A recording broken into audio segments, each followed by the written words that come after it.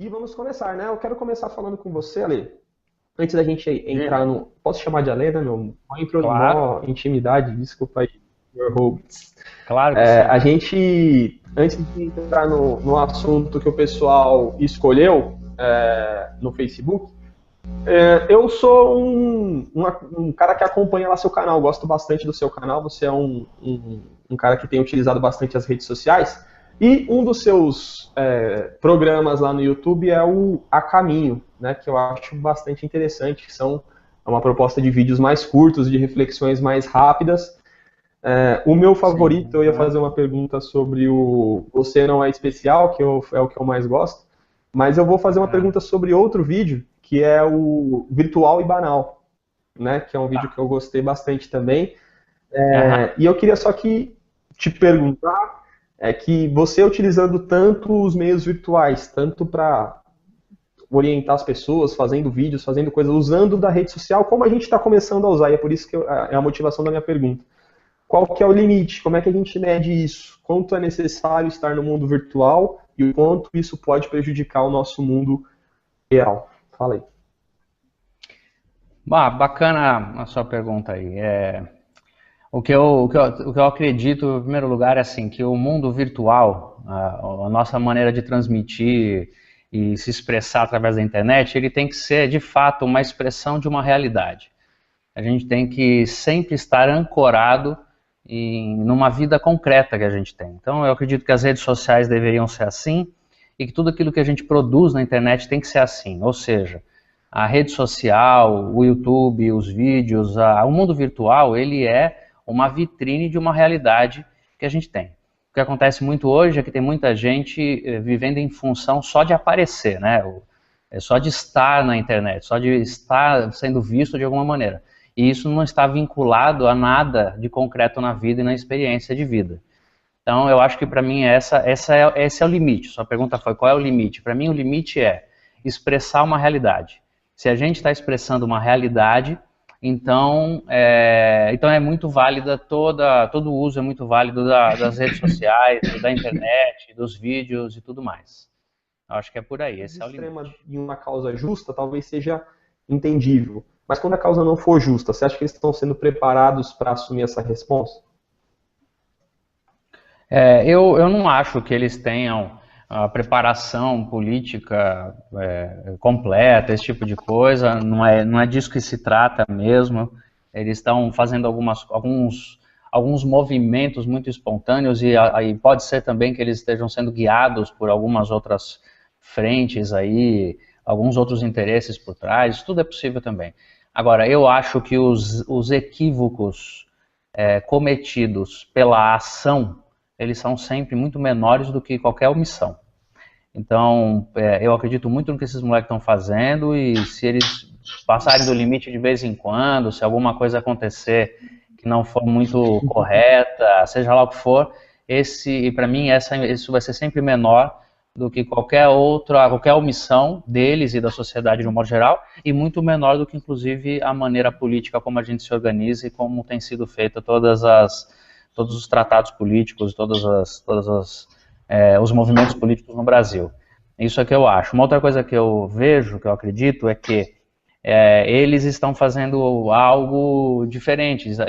Existe uma juventude no Brasil que está pensando politicamente de um modo diferente. O Brasil está começando a aprender que fazer política não é só função do candidato eleito, do homem e da mulher públicos que estão ali representando-nos com o voto.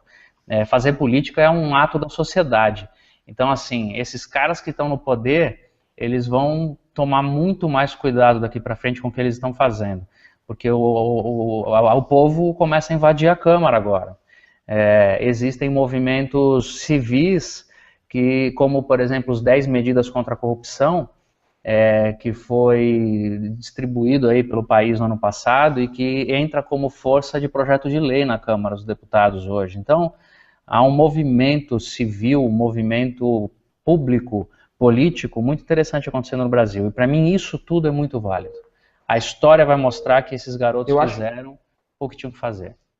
um momento de indicação indicação literária, uma dica literária, uma dica telescópica para você que está buscando alguma coisa para ler, talvez esteja sem algo para ler e esteja buscando alguma coisa para o seu crescimento intelectual e pessoal.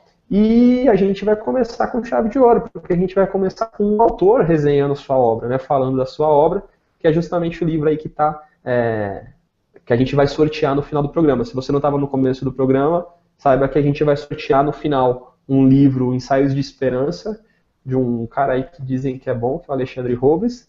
Né? A gente vai sortear ele no final do programa. E para você concorrer, você só tem que compartilhar aí a postagem no Facebook. Compartilha, no final a gente vai contar quantos compartilhamentos essa postagem teve para sortear esse livro. Mas, Alexandre, fala pra gente aí um pouco desse livro, sobre o que ele trata, faz aí a sua propaganda aí desse livro, que é muito bom. Fala aí. Legal. Eu vou fazer um merchan. Esse Ensaios de Esperança foi um livro que eu escrevi. Na verdade, eu fiz uma compilação de vários artigos escritos no decorrer de alguns anos. E são textos devocionais que tratam sobre a questão, essencialmente sobre a questão do sofrimento humano, sobre a esperança em meio ao sofrimento, sobre a fé em meio ao sofrimento. Por isso chama-se Ensaios de Esperança. É um livro que tenta apresentar a dignidade, a humanidade para aqueles que sofrem e caminhos de esperança, né? Ensaios, propostas de esperança e fé para a gente seguir a caminhada. É um livro que foi compilado numa fase de grande transição da minha vida, e então ele minha carne e meu sangue estão naquele livro lá. Eu escrevi da minha vida, da minha alma. Então é um livro que expressa muito aquilo que eu sou e aquilo que aconteceu comigo. E é um livro de devocionais, é um livro de fácil leitura, para a gente ler e reler e acompanhar. Vale a pena, comprem. A verdade é que está acabando, gente. Se você quiser comprar e ainda tiver interesse, você tem que me encontrar na internet aí, porque essa última edição agora está acabando e eu ainda não sei quando é que eu vou fazer uma nova, ou se eu vou publicar um novo livro, ainda estou pensando o que eu vou fazer. Então, tá nos últimos. Esse aí que vocês vão sortear hoje pode ser Fernando Nunes perguntou para a gente... parabenizou o canal e queria saber da gente se, nesse contexto atual, em que a polarização política está em linhas extremas e distorcidas, diante dos respectivos governos, estadual e federal, como a juventude cristã deve interagir ativamente diante desse conflito? Existe alguma atitude específica para a juventude cristã ou como a juventude geral? Primeiro é isso, não tem... A primeira maneira de responder isso é assim, a juventude cristã, ela tem que ser cidadã, na melhor maneira que ela puder ser, é só o que Jesus espera de nós. Agora, não existe nenhuma posição institucional da igreja nessa relação, a igreja não tem que assumir um lado dessa discussão polarizada. A polarização é uma infantilização política absurda, então nenhum cidadão deveria entrar na discussão polarizada do assunto, como se fosse tão claro assim. Não existe nada de claro hoje em dia. Quem tem muita certeza está louco. Qualquer pessoa que é religiosamente militante, simplesmente é só isso, um religioso que está à beira do precipício ideológico e intelectual. Cada pessoa, cada cidadão e cada jovem cristão deveria fazer e deve fazer uma análise política, né, e uma análise da vida, e isso é muito pessoal.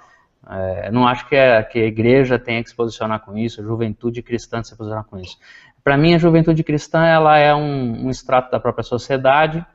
A juventude brasileira, a juventude no mundo hoje, ela é o que ela sempre foi. Existe uma minoria consciente e politizada, uma minoria que acompanha minimamente os acontecimentos do mundo, isso dentro da igreja e fora da igreja.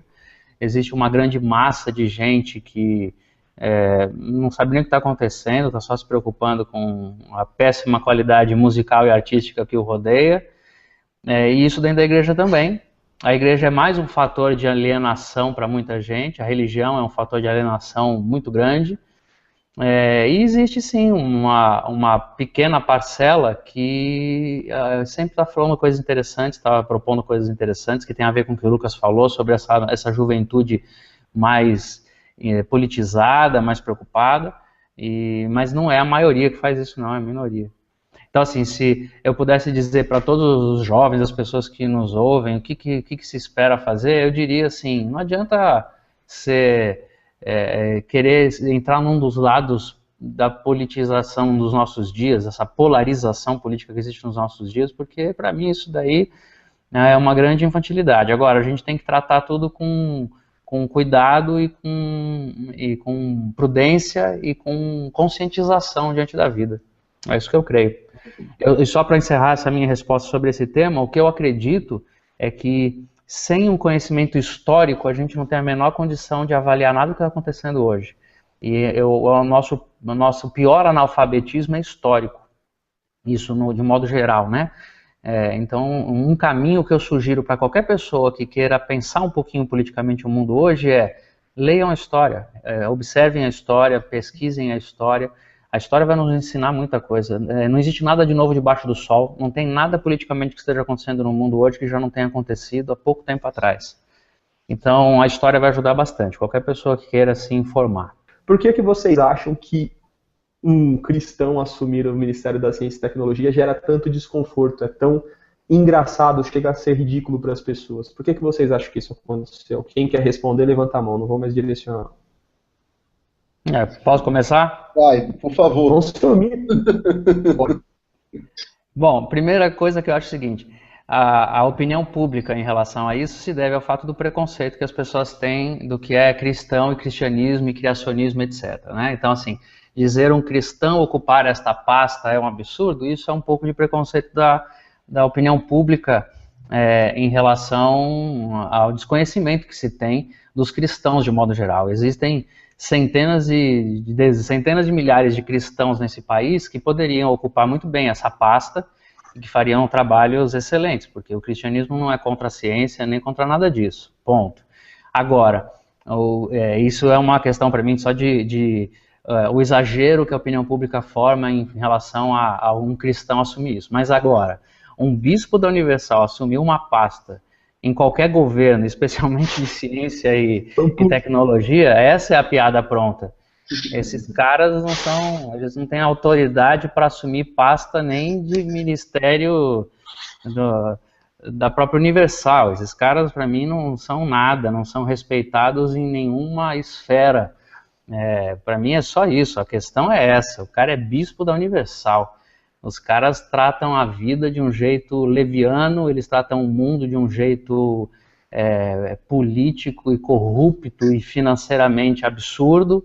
Eles não merecem respeito nem como nada. Então aí eu falo como sempre falei e nunca tive pudor para falar sobre isso. Então assim, um camarada da Universal ocupar uma pasta de ministério já é um absurdo, de ciência e tecnologia então para mim é essa a questão.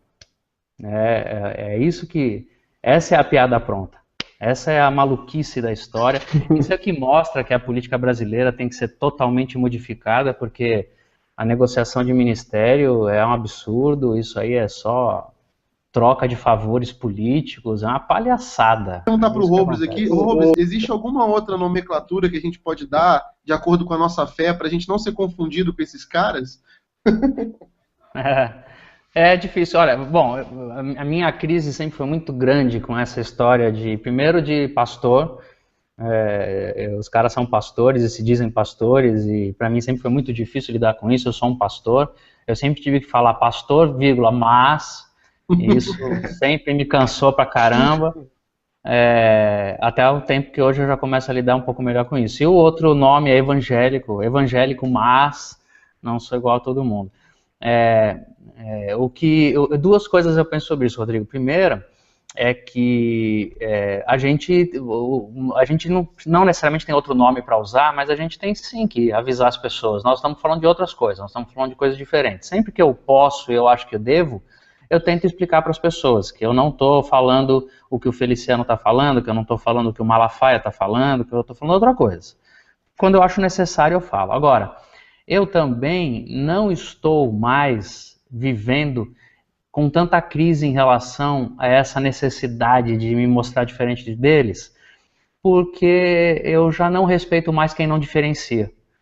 Essa é a grande questão também. O que eu acho é que existe um pseudo-intelectualismo no nosso país, que se o cara não tem condição de discernir e diferenciar o que eu estou falando, o que outras pessoas estão falando, daquilo que esses caras estão falando, então esse cara também não merece muito meu respeito, ele está sendo intelectualmente desonesto. Porque se você ler 3 posts que eu escrevo, você vai ver que eu falo uma coisa e o Cunha fala outra, simples assim. Então, o mínimo que uma pessoa que quiser ser honesta, ele vai dizer assim, não são os evangélicos, existem evangélicos e evangélicos. Não são os católicos, tem católico que pensa legal e tem católico que não pensa. Tem ateu que pensa legal, tem ateu que não pensa. Qualquer pessoa no mundo de hoje que quiser ser honesto, ele não pode fazer generalizações desses tipos, né, absurdas nesse nível. Então, quando eu sou alvo de generalização, eu já não respeito mais essas pessoas, eu não ligo tanto para isso não. Eu acho que é isso daí. E para finalizar, meu testemunho pessoal também é outra questão. Eu aprendi que, como seguidor de Jesus Cristo, eu não tenho nome a proteger, eu não tenho honra a proteger, eu não tenho nada a proteger. O meu mestre andava com cobradores de impostos, prostitutas e etc. Contra mim pesa a seguinte questão: pode ser que hoje à noite Jesus Cristo jantasse com Cunha, entendeu? E isso é um negócio complicado, porque ele jantava com esse tipo de gente. E era esse tipo de gente que virava o Mateus. O Mateus, o evangelista que a gente tem na Bíblia, pode ser um Cunha que se converte. Entendeu? Então é complicado, assim. Jesus, ele não tem esse lance aí que a gente tem. Eu sou humano, eu olho para esses caras, eu queria que eles explodissem. Mas Jesus ama até esses caras. Jesus tem a mania de gostar de gente que a gente não gosta, entendeu? Mas acho que com Cunha ele não ia jantar, não. Fala aí, Ale, de cristianismo e ciência, como elas conversam. Eu acredito que elas conversam muito. Na verdade, assim, a religião, ela também é tratada com muito preconceito, especialmente porque a gente não olha para a história como um todo.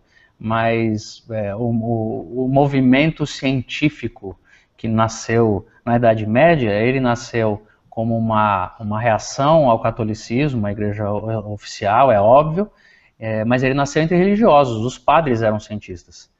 Esses caras que estudavam.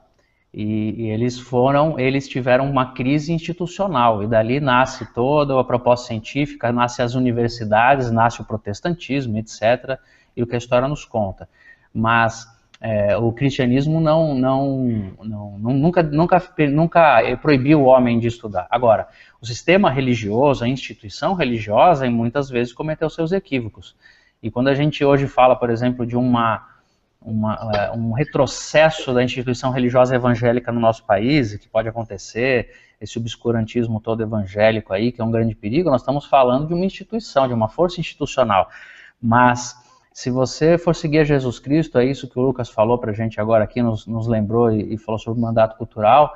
Se a gente for levar o evangelho a sério e tudo mais, e seguir Jesus Cristo e perceber o ensino, nós vamos encontrar uma conexão o tempo inteiro entre o ensino de Jesus Cristo e as mais diversas fontes de conhecimento humano. A psicologia, a sociologia, a antropologia, a física. Eu, por exemplo, sou um homem interessado em física quântica, eu sou um homem interessado na física da relatividade. Para mim, o que me faz pensar em Deus é a física quântica, e não a teologia formal mais. A física quântica ela é extraordinária nos insights que ela pode trazer para a gente entender a espiritualidade. Então, o que eu acredito é que todo mundo que encontra Jesus abre os olhos para o mundo inteiro. Nada mais me impressiona, de nada a gente pode ter medo, nem deve ter medo. Por isso que eu falei, a questão de um pastor assumir uma pasta de ciência e tecnologia quem é que nós estamos falando? Nós estamos falando de que tipo de pastor e de que tipo de representatividade de cristianismo. Agora, existem cientistas extraordinários que são cristãos, que acreditam em Deus e que são homens moderníssimos nos seus pensamentos. Então, eu acredito muito na interação, no diálogo. Crer é também pensar, como já nos lembrava o Stott.